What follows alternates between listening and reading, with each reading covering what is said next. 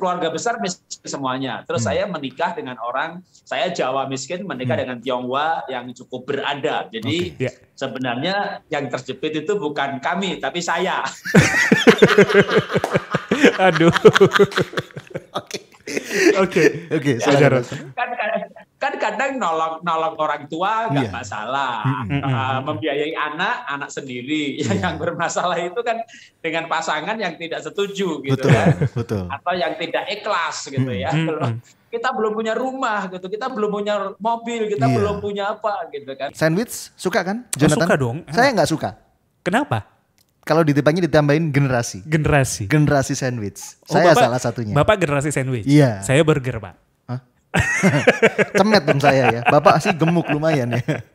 Generasi sandwich itu ya Sobat Roida. Kita kan udah jelaskan di obrolan pertama tadi. Di awal tadi betul. Pokoknya intinya tuh kita nanggung sebagian beban dari kebutuhan orang tua. Betul. Lalu kita juga menanggung sebagian beban dari kebutuhan kebutuhan kita sendiri dan keluarga kita. Gitu kita, ya.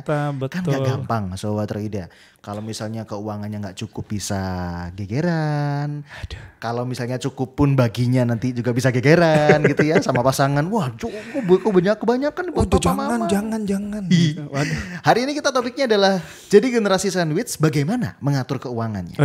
Kita mau ngobrol, kan ini juga deket banget sama perihal keluarga ya. Betul, relation ya. Benar, kalau keuangan mungkin ya kerja dong.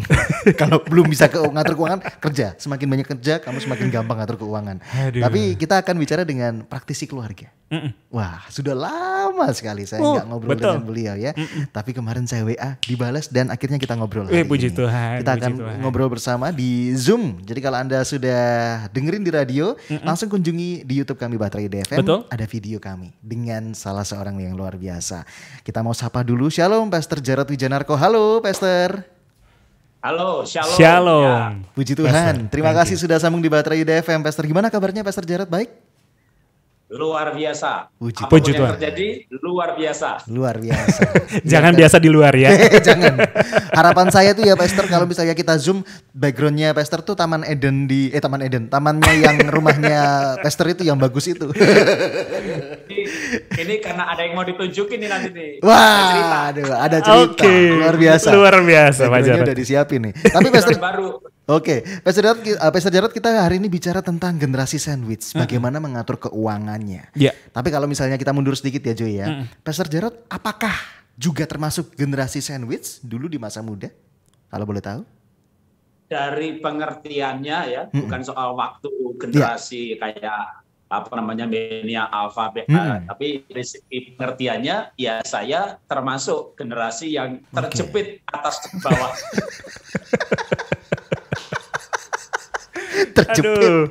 Terjepit itu kadang-kadang bikin stres gitu ya, bukan kadang-kadang, sering kali. Tapi kalau misalnya menurut Pastor yang sudah ngalami juga gitu ya, kan image-nya tuh generasi sandwich itu negatif terus ya. Ada judul filmnya Pak. Apa tuh? Maju kena mundur kena. Iya itu. Tapi menurut Pastor Jarod yang sudah mengalami dan mempelajarinya, apa sih plus minus jadi generasi sandwich? Atau mungkin nggak ada plusnya minus semua. Atau gimana Pak Jarod? Ya. Saya bukan anak pertama, tapi kakak saya tidak menikah dan juga secara keuangan, secara bisnis tidak sukses. Jadi saya anak nomor 2, tapi akhirnya seperti menjadi anak pertama. Terus saya berasal dari keluarga miskin. Jadi kakek, nenek, ayah, ibu, udah Pak D, Bule, Bude, itu namanya kere group gitu. Itu lo orang miskin itu papanya miskin juga, budenya miskin juga, paliknya miskin juga gitu. Mana ada orang miskin kakaknya Pak D-nya kaya, berarti ya aneh gitu ya. Kenapa nggak ditolong? Jadi ya sekeluarga besar miskin semuanya. Terus saya menikah dengan orang, saya Jawa miskin, menikah dengan Tionghoa yang cukup beradab. Jadi sebenarnya yang terjepit itu bukan kami, tapi saya. Aduh. Oke.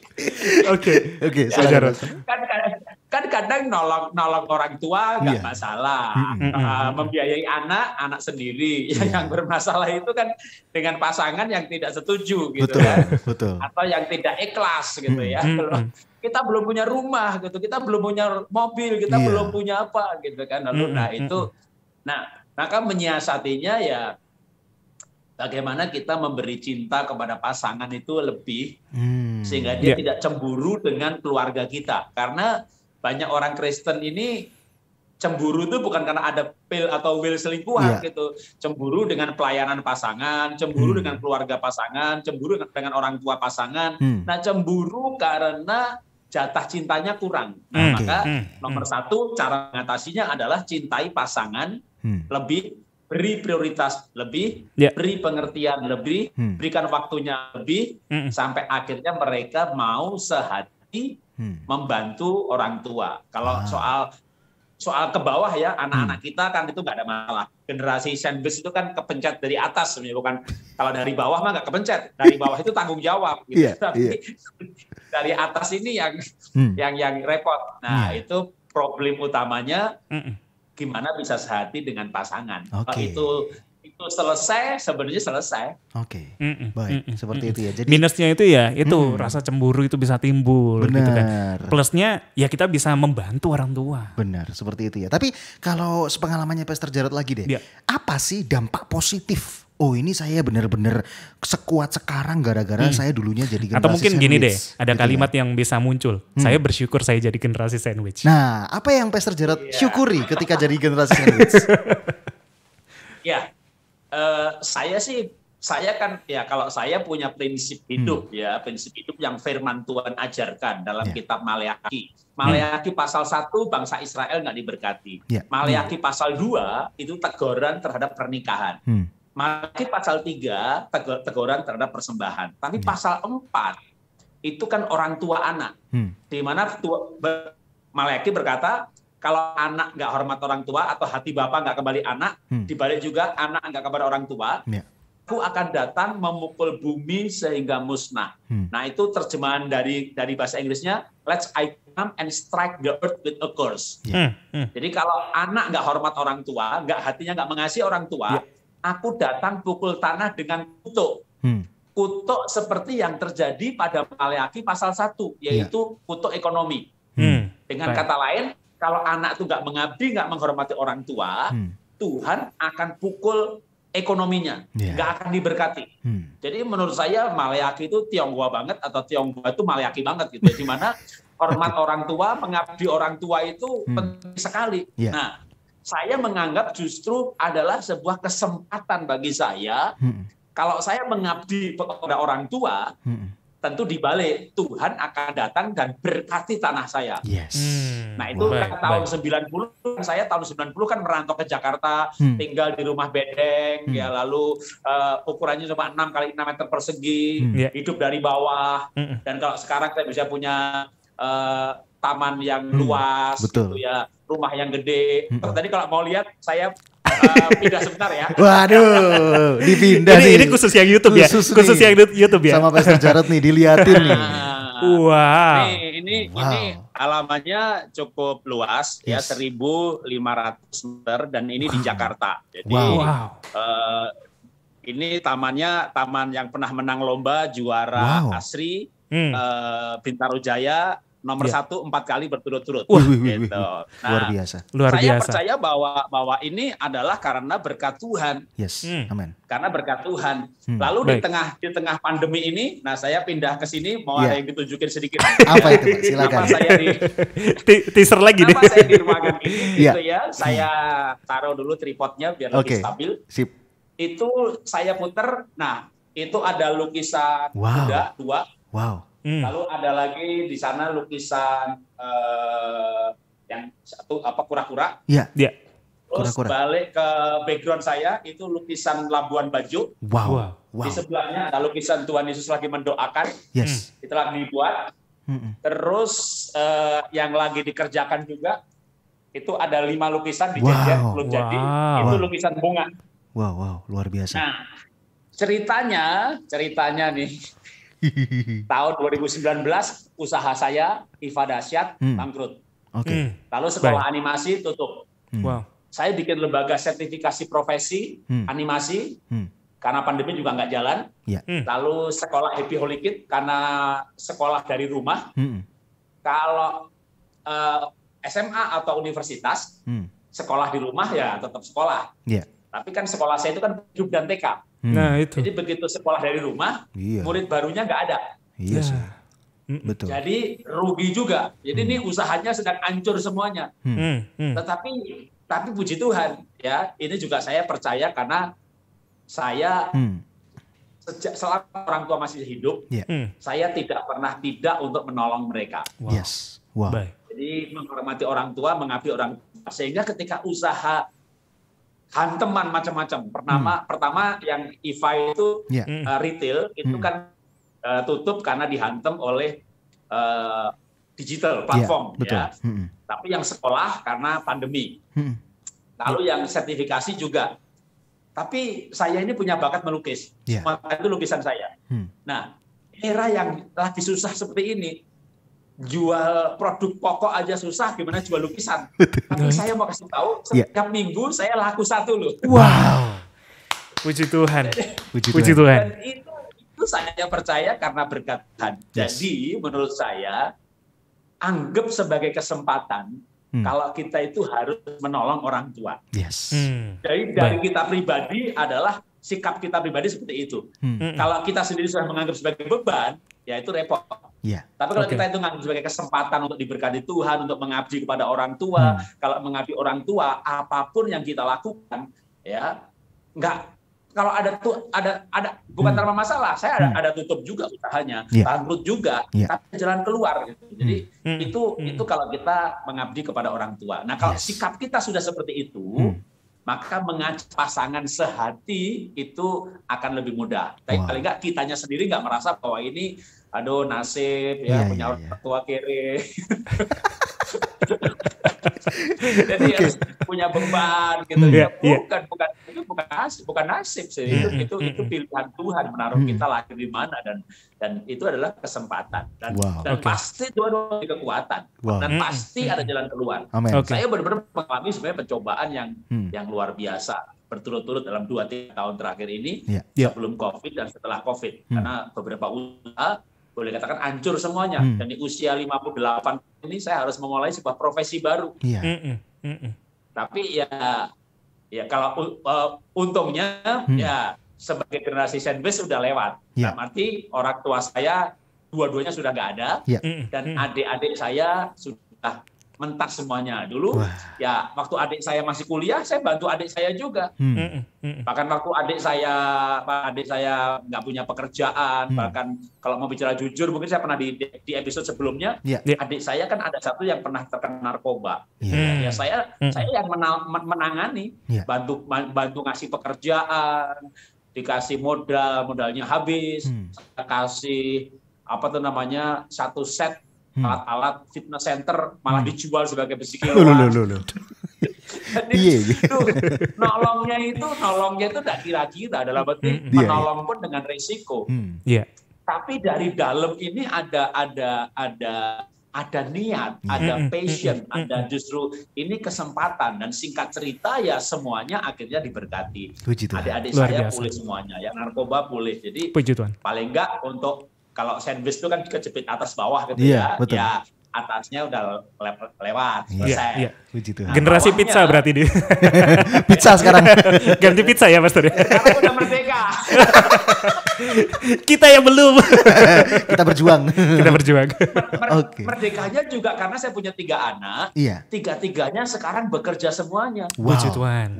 Puji Tuhan. Jadi justru di tengah pandemi ini mereka mengalami, sayanya bangkrut tapi anak-anak mengalami mujizat yang luar biasa. Menurut saya mereka bisa, ada yang naik pangkat, ada yang naik gaji, ada yang dibajak orang dan dikasih 2 kali lipat. Itu dalam tahun yang sama. Yang nomor 1 sudah menikah, itu pasangannya juga bisa begitu, dapat pekerjaan baru yang 2 kali lipat, sehingga mereka tuh sampai, dan yang anak yang sudah menikah suami istri tinggal di Singapura, sampai mereka bilang begini, saya harus beli apartemen tahun ini. Kenapa? Karena kalau income-nya di atas $14.000 nanti belinya harga mahal. Jadi kalau beli sekarang masih bisa murah. Kenapa? Harus sekarang. Ya bulan depan aku di atas 14.000. Luar biasa. Ini itu umur belum 28 gitu ya. Kerja baru 2-3 tahun, tapi itu mengalami pelompatan yang Nah, maka kalau dulu saya sandwich kejepit atas bawah, sekarang merdeka. Merdeka. Jalanin hobi sekarang ya. Luar biasa. Berarti kita harus perkenalkan Pak Jarod juga tambahan berarti. Apa tuh? Pelukis. Iya betul. Memperkenalkan buat Anda Sobat Raida, hamba Tuhan yang satu ini ya kan, pakar keluarga juga dan pelukis. Nah, itu. Kita masih bicara bersama Pastor Jarod Wijanarko Sobat Raida, bicara tentang generasi sandwich ini gimana cara ngatur keuangannya. Tadi sudah jelas ya. Bukan hanya keuangannya yang dibagi, tapi cintanya. Kadang-kadang keuangannya dibagi sesuai tapi cintanya berat sebelah. Nah, ini yang bikin cemburu. Kalau sudah cemburu, udah nyinggung keuangan. Wah, ya kan? itu Dan plusnya bahaya. tadi ya, fighting spiritnya. Kesempatan untuk bisa mengabdi sama orang tua. Betul, itu luar biasa banget. Tapi Pastor, satu pertanyaan terakhir sebelum kita masuk ke kesimpulan.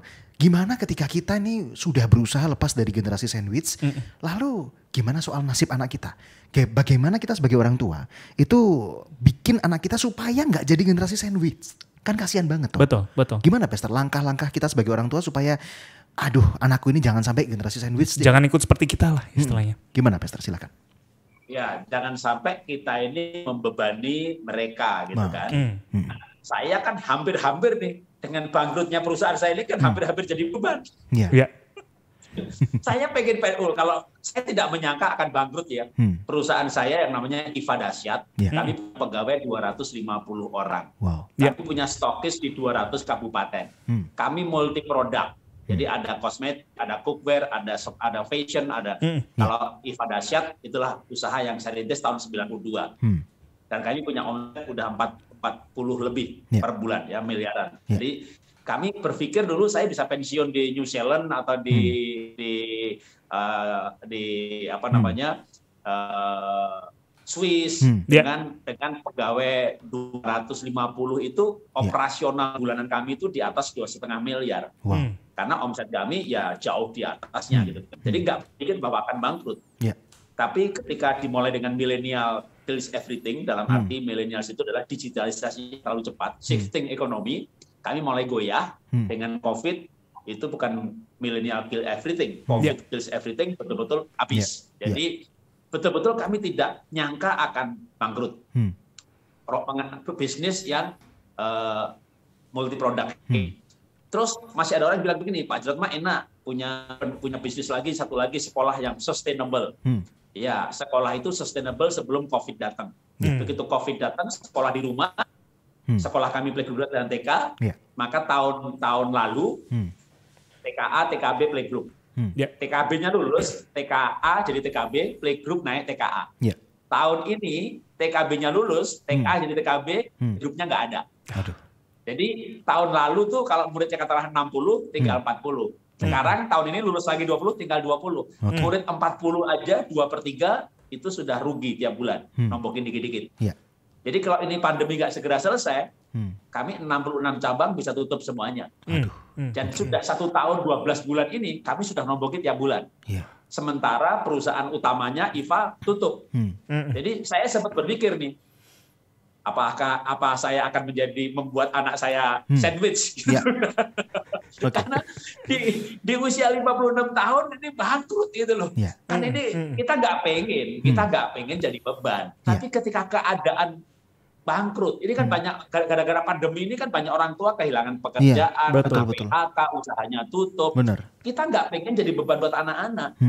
Tapi karena keadaan, nah itu membuat saya tahun ini, makanya 1 tahun ini saya bilang sama istri, kita nggak boleh, kita nggak mungkin, saya nggak akan, dan saya juga tidak mau menjadi beban buat mereka. Walaupun mereka sukses, diberkati luar biasa, mereka punya karir betul-betul luar biasa. Tapi saya bilang sama istri, saya akan tetap berusaha, paling tidak kita berdua, kita mertua ikut saya, harus bisa hidup, bahkan dengan pelayanan yang kita biayai, karena saya mensupport beberapa sekolah di pedalaman. Jadi kalau kita berdua mudah gitu ya, tapi saya punya tanggung jawab banyak. Nah, akhirnya ya tadi kita tuh mesti mau melakukan apa saja, mesti rajin.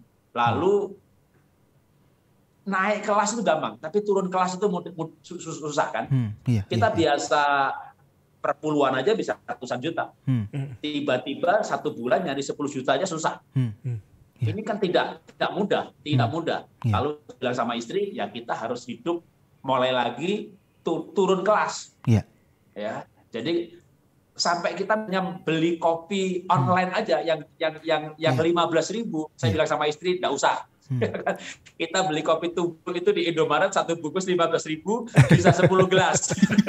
Jadi ya supaya nggak jadi beban, supaya nggak jadi beban buat anak-anak, ya kita nggak boleh hidup dengan dalam arti begini, saya udah biayai mereka, saya udah sekolahkan mereka, saya udah beri yang terbaik, ya saatnya menikmatilah minta dari mereka. Enggak, dari saya tidak mau punya sikap seperti itu. Baik. Kecuali saya sudah sakit nggak bisa kerja. Jadi saya bilang sama istri, kita tidak akan minta sama anak. Saya percaya Tuhan pelihara. Lalu ya tadi nyoba macam-macam. Saya sampai waktu usaha saya bangkrut tuh saya pernah tes dan lulus menjadi sales asuransi. Waduh. Nggak bisa jualan. Kenapa? Rumah, mobil, badan saya sendiri ada yang diasuransi. Gimana mau jualan gitu, jadi akhirnya gagal. Terus yang lukis ini gitu, dan dari sini saya tuh justru begini, dengan kebangkrutan ini, lalu sekarang ini saya tuh melihat jalan-jalan Tuhan, pemeliharaan Tuhan. Tapi mungkin saya mau tambah cerita satu lagi nih. Silakan. Jadi selama setahun dari Mei tahun lalu sampai hari ini, itu saya sudah menjual kira-kira 60 lukisan dalam setahun. Berarti minimal seminggu 1. Ya, dan harganya berkisar dari 5 sampai 20 juta. Jadi 1 bulan nggak kurang dari 40 juta bisa dapat. Itu kan berkat Tuhan yang luar biasa. Belum berhenti. Tiap minggu itu belum berhenti sampai sekarang. Tapi ada tapinya nih. 60 yang terjual dari Mei tahun lalu sampai April tahun ini. 56 terjual lewat Instagram. 4 luar biasa. Lewat follower Facebook. Nah, lalu awal Mei Instagram saya tuh dihack. Ini. Followernya sudah 48.000. Iya. Dan selama ini 56 jualnya tuh lewat Instagram. Jadi ini kayak usahanya bangkrut, sekolahnya rugi, terus toko saya ya Instagram. Iya, betul. Kalau di hack itu kan kayak tokonya dibakar orang. Iya, betul. Iya, benar. Nah, itu yang saya bilang sama istri, malam itu kita berdoa. Tuhan, terima kasih untuk semua kejadian yang Tuhan izinkan. Tapi malam ini kami mengakui bahwa yang memelihara saya bukan Instagram. Yang memelihara saya Tuhan. Saya percaya minggu-minggu ke depan, ini sudah 3 minggu sejak di-hack, ya, dan bulan-bulan ke depan, saya percaya pemeliharaan saya dari Tuhan tidak akan berhenti. Dan nanti kalau kita bisa siaran lagi, saya akan buktikan. Luar biasa. Jadi sepertinya topik ini memang tepat banget ya kalau misalnya kita ngobrol sama Pak Jarod. Bukan kebetulan ya. Ini adalah Pak Jarod pernah jadi generasi sandwich dan saat ini beliau juga cerita bagaimana upayanya jangan sampai minta anak. Ini loh upaya saya dan itu bisa didengarkan sama setiap pendengar dan semoga jadi berkat buat Anda ya. Wow, luar biasa. Kita masih bicara dengan Pastor Jarod Wijanarko, bicara tentang lukisan, bukan? Bicara tentang generasi sandwich. Saya pikir bicara tentang Instagram, bukan juga. Bukan. Nanti itu ya kalau Instagram. Tapi mungkin bisa kasih kesimpulan Pastor Jarod. Kita sudah ada di penghujung video call by Zoom. Mungkin bisa kasih kesimpulan untuk para pendengar generasi sandwich ini gimana cara ngatur keuangannya. Silakan Pastor. Ya, kita perlu belajar untuk mencukupkan dengan yang ada. Seperti kalau saat ini saya dalam kondisi yang pas-pasan dan hidup dari minggu ke minggu gitu ya. Dulu saya bisa kerja 1 bulan, makan 3 tahun. Itu ketika puncak kejayaan. Dan waktu bangkrut betul-betul ludes-des habis. Karena saya terpancing untuk membuka platform sendiri. Tadinya saya menjadi supplier platform lain, Lazada, Zalora, lalu buka platform sendiri. Tapi membukanya ini agak terlambat sehingga biaya marketing digitalnya terlalu tinggi. Dan demikian juga kayak misalnya gratis ongkos kirim dan sebagainya. Sehingga dulu punya duit 200 miliar itu saya pikir cukup banyak. Gitu. Ternyata 2 tahun habis. Dan waktu habis itu betul-betul untuk waktu itu anak saya paling kecil belum selesai kuliah. Untuk menyelesaikan kuliahnya itu saya harus jual mobil.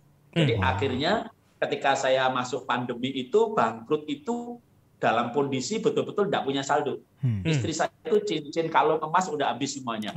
Jadi masuk pensiun dalam posisi bangkrut, Waktu itu kena COVID lagi, lalu saldonya habis. Jadi waktu awal tahun lalu kita rapat keluarga sama istri, saya bilang kita duit untuk hidup berapa bulan. Dan dia bilang hanya cukup 3 bulan. Itu bulan Mei tahun lalu. Ya. Tapi saya sekarang belum mati-mati. Jangan dong, Pastor. Jangan dong, Pastor. Luar biasa berarti pemeliharaan Tuhan. Mei tahun lalu duit hanya cukup untuk 3 bulan gitu ya. Tapi sampai sekarang nggak mati-mati. Nah, sebelum lukisan saya laku gitu ya, maka yang saya lakukan waktu itu tadi yang saya bilang kita turun kelas. Jadi belajar mencukupkan dengan yang ada. Makanya Bapak Ibu yang sekarang mungkin dalam posisi, kalau saya kan naik dari miskin diberkati, sekarang jatuh lagi gitu ya. Ya posisi dimanapun supaya kita itu nggak terjebak dalam utang, walaupun harus membiayai orang tua dan anak-anak, tetap belajar mencukupkan dengan yang ada. Yang kedua, jika tidak ada, maka menolong itu bukan bagian kita. Firman Tuhan kan berkata, memberi itu harus dengan apa yang ada padamu dan bukan dengan yang tidak ada padamu. Jadi misalnya nolong orang tua. Saya usaha lagi bagus, belum bangkrut gitu ya, tapi cash flow-nya lagi nggak ada. Maka saya pun tidak akan utang. Itu waktu adalah kesempatan bagi adik saya untuk bantu orang tua saya. Jadi kita tidak boleh berhutang untuk menolong. Baik. Ya. Supaya bisa menolong, maka kita harus menurunkan standar hidup. Hidup lebih sederhana, ya, tetap bersuka cita, suami istri sehati, supaya dalam kesehatian itu kita akan sanggup melakukan apa saja. Ya, apa yang tidak bisa dilakukan oleh 2 orang yang saling mencintai. Luar biasa. Asik. Luar biasa. Puji Tuhan. Ini kesempatan. Jadi kalau suami istri sehati, menurut saya masalah itu bisa diselesaikan. Jadi yang paling penting saya menekankan supaya suami istri sehati, termasuk kami ketika bangkrut, ya kami nggak saling menyalahkan. Istri saya nggak salahin saya. Kamu sih investasi platform, coba enggak, kita punya duit banyak. Ya betul, kita punya duit. Tapi dia nggak ngomong begitu. Ya, dia nggak ngomong apa-apa, dia diam aja. Saya tahu dia dalam hati mungkin ngomong. Tapi kalau dulu sukses kan kaya raya gitu ya. Memang namanya bisnis kan ada up and down. Gojek jadi kaya raya. Jadi memang dulu, dan saya waktu itu membuat platform cukup awal bersamaan dengan Gojek dibuat gitu ya. Karena kan saya masuk asosiasi Digital Entrepreneur Indonesia. Jadi teman-teman saya juga yang cukup awal, yang memang cukup awal ini selalu ada risiko antara tutup atau sukses. Dan waktu itu saya berpikir bahwa hidup cuma sekali. Apa artinya saya pensiun dengan punya uang miliaran rupiah, tapi saya nggak mencoba apa-apa, karena saya percaya bahwa hidup ini mungkin nanti kalau sudah saya mau mati, katakan begitu ya, kita tidak menyesali apa yang kita sudah lakukan. Kalau dosa pun kita bertobat, tapi mungkin kita akan menyesali apa yang tidak kita lakukan. Baik. Jadi lakukan aja, termasuk melakukan tadi menolong orang tua. Nanti kalau kita diberkati, lalu orang tua sudah nggak ada, kita mau nolong udah nggak ada kesempatan. Betul. Akhirnya kita menyesali apa yang tidak kita lakukan. Jadi lakukan yang bisa dilakukan, karena orang itu akan menyesali bukan apa yang dilakukan. Yang dilakukan udah jelas hasil dan dampaknya, tapi sering orang akan menyesali apa yang tidak dilakukan. Makanya kalau melakukan dan ternyata salah, nggak apa-apa. Ya kita belajar dari hidup ini. Tapi jangan sampai tidak melakukan dan kita menyesali, lalu mau melakukan nggak ada kesempatan. Jadi gunakan kesempatan untuk menolong orang tua. Luar biasa. Luar biasa, ini kesaksian yang luar biasa, cerita yang luar biasa, penjelasan yang luar biasa. Satu paket kita dengerin dan ini luar biasa, firman-Nya juga ada gitu ya. Jadi ini semoga bisa memberikan kita panduan gitu ya. Generasi sandwich itu bukan untuk disesali, tapi di mana kita bisa bersama-sama untuk berbakti sama orang tua dan tetap mengasihi pasangan. Narasumber kami Pak Jarod, sebelumnya bahkan sudah, saya ingat banget ya, ada salah satu hamba Tuhan juga yang sudah beli lukisannya.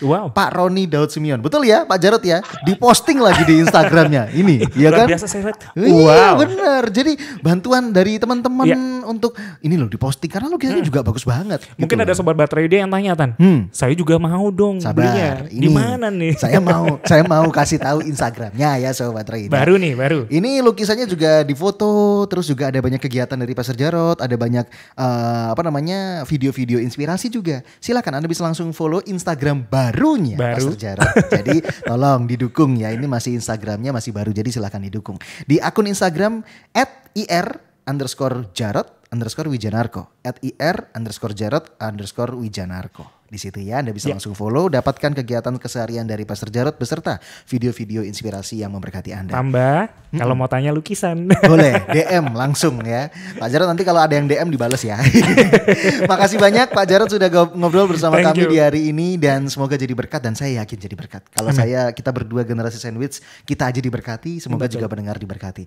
Sehat selalu buat Pastor Jarod semua, sekeluarga di Jakarta dan semakin luar biasa juga pelayanannya. Untuk lukisannya juga boleh semakin tersebar kemana-mana. Dan bisa memberkati. Dan bisa memberkati. Terima kasih Pastor Jarod sekali lagi. Thank you Pak Jarod. Tuhan memberkati. You are listening to pujian terbaik yang memberkati 96.4 Bahtera Yuda FM. The sound of faith, hope, and love.